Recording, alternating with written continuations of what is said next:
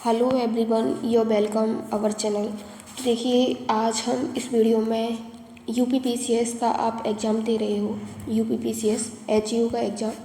तो एचईओ के एग्ज़ाम के लिए देखिएगा क्या है, अभी सिलेबस आया नहीं है, तो आपको एक पैटर्न बना के जो प्रीवियस ईयर क्वेश्चंस के पैटर्न है, टॉपर्स स्ट्रेटजी के हिसाब से और प्रीलिम्स एग्ज़ाम क्लियर करने के माइंडसेट के साथ हेल्थ साइंस के कौन कौन से प्रश्न पूछे जाते हैं, किन किन टॉपिक्स को आपको कवर अप करना है, वो सभी देखेंगे। आज से हम इस वीडियो में हेल्थ साइंस से जितने भी स्टेट पीसीएस एग्ज़ाम हुआ, कहीं भी किसी भी एग्ज़ाम में क्वेश्चंस हेल्थ रिलेटेड टॉपिक जैसे डिजीज़ हुए, वायरल जितने बैक्टीरियल वायरल डिजीज़ हैं, सभी को लेकर बात करेंगे।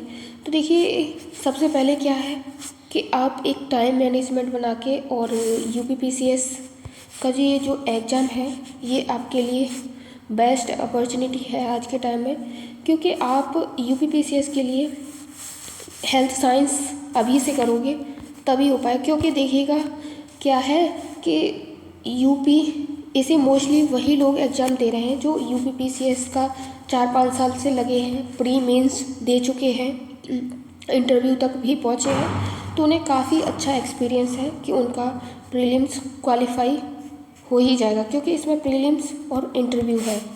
तो प्रीलिम्स और इंटरव्यू है, यही हमारे लिए सबसे वो है। मेंस का इसमें इतना वो है नहीं है, सी सेट है नहीं है, लिमिटेड सिलेबस अभी आया नहीं है, लेकिन फिर भी जो पास्ट ईयर पैटर्न रहा है उसके अकॉर्डिंग देखें तो इसका सिलेबस एकदम लिमिटेड है, कोई भी आपको एक्स्ट्रा नहीं है, फिक्स है 50 नंबर।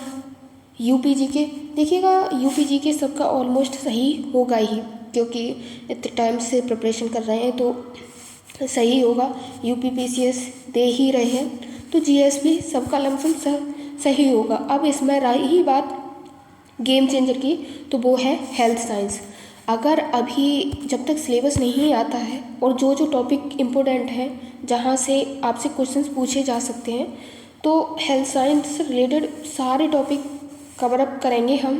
डेली एक वीडियो आपको देखने को मिलेगा, जहाँ से हैंड रिटन नोट्स में और हैंड रिटन नोट्स हम टेलीग्राम पर शेयर करेंगे, और बाकी का जो भी है प्रीवियस ईयर क्वेश्चंस हैं उसे हम यहाँ सॉल्व कराएंगे, जो जो टॉपिक इम्पोर्टेंट है जहाँ से अब तक एग्ज़ाम में क्वेश्चंस बने हैं। तो चलिए यहाँ हम देख लेते हैं जितने भी वायरल रोग हैं उनसे संबंधित जहाँ से भी क्वेश्चंस बन सकते हैं, जैसे डेंगू हुआ, और कौन सा डिजीज़ किस जानवर से, एनिमल से फैलता है या किसी से, तो वो सभी देख लेंगे। तो देखिए यहाँ बात की गई है, जीवाणुभोजी बैक्टीरियोफेज हैं, ये क्वेश्चंस पूछा गया है। और आप देख सकते हो यूपीपीसी एमपीपीसीएस प्री एग्जाम 2017 में पूछा है। तो जीवाणु को संक्रमित करने वाला जो है वो विषाणु है। अब देखिए इसका थोड़ा डेफिनेशन देख लें, क्योंकि यहाँ से भी क्वेश्चंस बन सकता है। तो देखिए, जो जीवाणुभोजी बैक्टीरियोफेज है, एक प्रकार का वायरस है जो जीवाणु को संक्रमित करता है। अन्य प्रकार के वायरस की भांति प्रोटीन परत भीतर न्यूक्लिक अम्ल डीएनए या आरएनए होता है। अगर यहाँ पे आपसे एग्जाम में पूछ लिया जाए, इसके अंदर डीएनए आरएनए विषाणु के अंदर होता है। पोलियो हुआ और एचआईवी हुआ, यहाँ से आपको क्वेश्चंस देखने को मिलेगा ही, तो वही सब दिखते हैं। यहाँ देखिए नेक्स्ट क्वेश्चन है, इसमें बात की गई है कि निम्नलिखित में से किसकी कोशिका में कोई एंजाइम नहीं होता है। कोई एंजाइम नहीं होता है, तो हमारा टॉपिक देखिए यहाँ पे पूछा उपरोक्त में से कोई ही नहीं या एक से अधिक, क्योंकि विषाणु के होता है, जीवाणु के भी होता है। अब देखा इसका डेफिनेशन देख लें, तो विषाणु शब्द की उत्पत्ति लैटिन वायरस शब्द से हुई है, और देखिएगा जिसका शाब्दिक अर्थ विषाणु अकोष्ठीय है, रेंट्रोवायरस आदि एंजाइम्स होते हैं इसमें। रासायनिक से विषाणु प्रोटीन आवरण घिरे न्यूक्लिक अम्ल से बना होता है। और ये किस किस में होता है बात करें तो ये लाइकेन हुआ, लाइकेन जीवाणु तथा शैवाल, इन सभी में ये पाया जाता है। आगे नेक्स्ट क्वेश्चन देख लें। तो देखिए यहाँ बात की गई है निम्नलिखित में से कौन सा रोग कीट के काटने से होता है। तो कौन सा रोग है जो कीट के काटने से होता है। तो देखिए आप सभी बता सकते हैं निमोनिया नहीं होता है, स्कर्वी भी नहीं है, डेंगू है। ये एक वायरल रोग है जो वायरस से फैलता है, वायरस से होता है डेंगू। ज्वर, हड्डियों के जोड़ों में भयंकर पीड़ा होती है इसमें, और ये वायरस विषाणु के संक्रमण से होता है। पूछ लिया जाए ये किससे होता है, जो वायरस विषाणु होता है उसके संक्रमण से होता है, जिसे क्यूलेक्स एडीज एल्कोपिक्स एडीज इजिप्टी नामक मादा मच्छर से फैलता है। तो यही है। और बाकी का देखिए अपना नेक्स्ट क्वेश्चन देख लें। तो देखिए यहाँ पूछा है डेंगू का बुखार है जो उत्पन्न होता है तथा दूसरे मनुष्यों में भी पहुँच जाता है।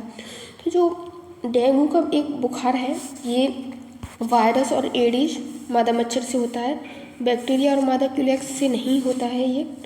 और देखिए फंगस या इससे भी नहीं होता है, प्रोटोजोआ मादा एनोफिलीज से ये मलेरिया रोग होता है, ना कि डेंगू। तो आगे अपना नेक्स्ट क्वेश्चन देख लेते हैं। देखिए यहाँ डेंगू बुखार में निम्नलिखित में से शरीर में किसकी कमी होती है। तो इसमें सबसे ज़्यादा प्लेटलेट्स की कमी हो जाती है। डेंगू बुखार होता है तो प्लेटलेट्स की शरीर में कमी हो जाती है बॉडी में।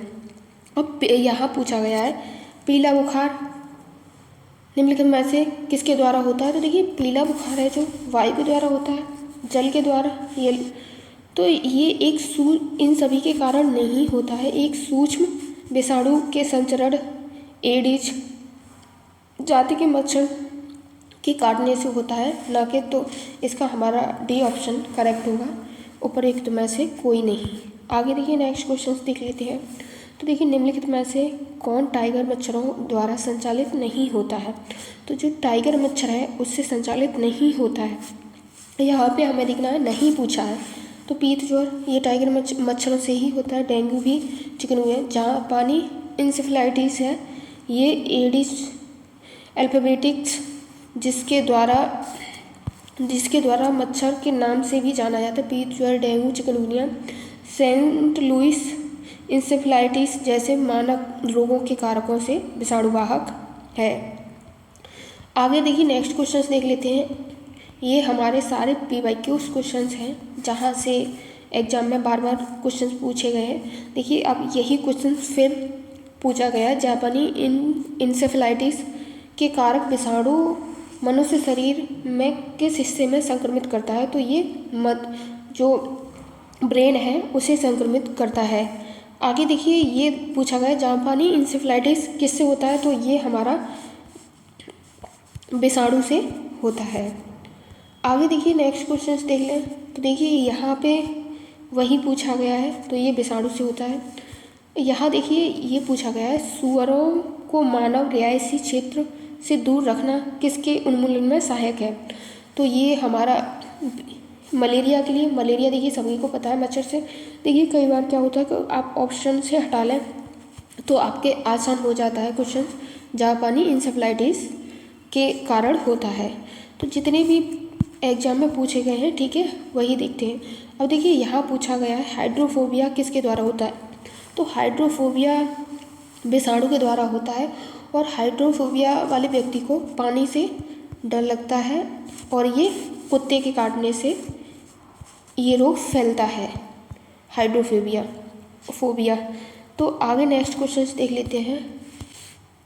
देखिए यहाँ पूछा गया है कि यदि कोई मानवीय रोग विश्व में बृहद मतलब बहुत बड़े लेवल पे फैल जाए उसे क्या कहते हैं। तो देखिए उसे लेकर बात करें उसे पैंडमिक बोला जाता है, एक महामारी बोला जाता है जो एक बड़े स्तर पर फैल जाती है, वो महामारी बोला जाता है उसे। और देखिए यहाँ अपना नेक्स्ट क्वेश्चन देखें। तो देखिए यहाँ पूछा निम्नलिखित में सेट में सारे विषाणु जनित बीमारियाँ कौन कौन सी हैं। तपेदिक हर्पीज ये सभी विषाणु जनित, अब second mumps, rabies, herpes, cancer, तपेदिक, पोलियो, देखिए ये सभी नहीं है। तो इसका हमारा बी ऑप्शन करेक्ट होगा, मम्स, रेबीज, हर्पीज ये सभी हमारे विषाणु जनित बीमारियां हैं। आगे देखिए नेक्स्ट देख लेते हैं पोलियो का वायरस निम्नलिखित में से किसके द्वारा शरीर में प्रवेश करता है? तो इसका चारों ऑप्शन मच्छर काटने से तो नहीं होता है, ये दूषित भोजन तथा जल के माध्यम से हमारे शरीर में प्रवेश करता है। आगे देखिए नेक्स्ट क्वेश्चन देख लें। तो देखिए यहाँ पूछा गया है, ये देखिए पोलियो से आपको एक क्वेश्चन देखने को मिलेगा ही। पोलियो का कारण है, तो पोलियो विषाणु के कारण फैलता है और पोलियो का जो वैज्ञानिक खोज करता है वो कौन है, ऐसे भी क्वेश्चन पूछ लिया जा सकता है। आप लास्ट टाइम का प्रीवियस ईयर है वन लाइनर नोट्स में हम देखिए यहाँ क्वेश्चन आ भी गया जो बता रहे थे ऊपर। तो पोलियो के टीके की खोज किसने की? तो जॉन साल्क ने पोलियो के टीके की खोज की थी। आगे देखिए नेक्स्ट क्वेश्चन देख लेते हैं। देखिए यहाँ पूछा गया है कि निम्नलिखित में कौन सा विषाणु जनित रोग नहीं है? तो देखिए खसरा है, रेबीज है, पोलियो है, जो कि टीबी है वो एक विषाणु जनित रोग नहीं है। आगे देखिए नेक्स्ट क्वेश्चन देखते हैं कि देखिए यहाँ पूछा गया है क्वेश्चन में हमारे में, किस बीमारी के लिए ट्राईवैलेंट के स्थान पर बाईवैलेंट ORV तैयार करने का निर्णय सरकार के द्वारा लिया गया? तो देखिए जो पोलियो है इसके लिए लिया गया था ये सरकार के द्वारा निर्णय। आगे जो ORS के लिए, और देखिए यहाँ पे वायरस से संबंधित कौन बीमारी कोरोना वायरस से संबंधित रही है? तो ये मर्म्स, सार्स और कोविड-19 ये सभी कोरोना वायरस से संबंधित बीमारी वैक्सीन्स रही थी। और देखिए यहाँ अपना नेक्स्ट क्वेश्चन देखते हैं। तो देखिए यहाँ पूछा गया है पैथोजीन जो सामान्य जुकाम के लिए उत्तरदायी है ये क्या है? तो ये राइनो वायरस जो होता है, पैथोजीन सामान्य जुकाम कॉमन कोल्ड के लिए उत्तरदायी है। जुकाम एक संक्रामक रोग है जो छींक, वायु इत्यादि के माध्यम से भी संचरित होता है। देखिए यहाँ पूछा निम्नलिखित कथनों में से कौन सा विषाणु के संक्रमित कर सकते हैं? तो जो जीवाणु है, कवकों को भी जीवाणु और पादपों इन सभी को संक्रमित कर सकता है। तो इसका हमारा डी ऑप्शन करेक्ट होगा। आगे देखिए नेक्स्ट क्वेश्चन देख लेते हैं। देखिए यहाँ बात की किस सूक्ष्म जीव के द्वारा हेपेटाइटिस बी की बीमारी होती है? तो ये वायरस के द्वारा जो हेपेटाइटिस बी की बीमारी है तो ये वायरस के द्वारा ही होती है। आगे देखिए अपना नेक्स्ट क्वेश्चन देख लेते हैं। यकृत रोग हेपेटाइटिस बी का कारक है? तो जो डीएनए वायरस है ये हेपेटाइटिस बी का ही एक कारक है। आगे देखिए नेक्स्ट देख लेते हैं। तो हेपेटाइटिस रोग से मनुष्य शरीर में सीधा प्रभावित होने वाला अंग कौन सा है? तो ये हमारा यकृत जो लीवर है हेपेटाइटिस से सीधा प्रभावित होता है।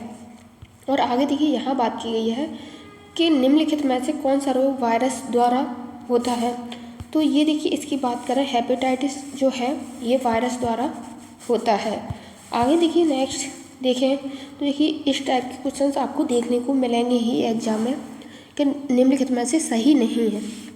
3 ऑप्शन आपके सही हैं, 1 इनकरेक्ट है, उसे देखना है। यकृत शोथ बी विषाणु काफ़ी कुछ HIV की तरह ही संचरित होता है। यकृत शोथ C का टीका होता है जबकि यकृत शोथ B का कोई टीका नहीं होता।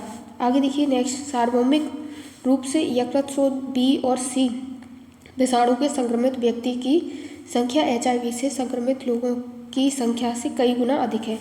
यकृत शोथ ये देखिए नहीं है, तो देखिए इसका हमारा ऑप्शन B करेक्ट होगा क्योंकि इसमें जबकि यकृत शोथ में कोई टीका नहीं होता, इसके लिए भी टीका होता है और यही हमारा गलत होगा। तो यही आंसर हमारा सही है इसमें। आगे देखिए नेक्स्ट क्वेश्चन देख लेते हैं। तो देखिए यहाँ नेक्स्ट क्वेश्चन में बात की गई है। देखिए ये इसकी डिटेल्स है, आप देखना चाहो तो देख सकते हो। निम्न ये देखिए कौन सा वायरल रोग किससे फैलता है ये पूछा गया है इसमें। तो जो प्लेग है ये चूहे से फैलता है, टेम्पर्क है ये सुअर से फैलता है, रेबीज कुत्ता से, और पोलियो देखिए किससे फैलता है? तो पोलियो को लेकर बात करें तो ये हमारा बंदर से नहीं, ये जल और दूषित हवा से फैलता है और भोजन के माध्यम से भी फैलता है। तो डी ऑप्शन इनकरेक्ट है और हमारा यही आंसर सही है। देखिए इसका डेफिनेशन देख लें। हाइड्रोफोबिया पागल कुत्ते के काटने से होता है, टेम्पर्क फीताकृमि सुअर इन सभी के माध्यम से फैलता है, देखिए आगे देखिए यहाँ पे नेक्स्ट क्वेश्चन देख लें। इसमें पूछा गया है, हमें विचार कीजिए, डिप्थीरिया, छोटी माता, चेचक, स्मॉल पॉक्स निम्न में भारत में पूरी तरह उन्मूलन हो चुका है। तो किसका हो चुका है? चेचक का। छोटी, इसका भी नहीं हुआ है। डिप्थीरिया, खांसी, इसका भी नहीं हुआ है। तो इसका हमारा बी ऑप्शन करेक्ट होगा और यही हमारा आंसर होगा। बाकी का देखिए आगे क्वेश्चन देख लें। तो देखिए यहाँ बात की गई है कि एड्स किन किन माध्यमों से फैलता है। तो जो एड्स है ब्लड डोनेट करने से फैलता है, सही है। लैंगिक समूह, इससे भी HIV होता है।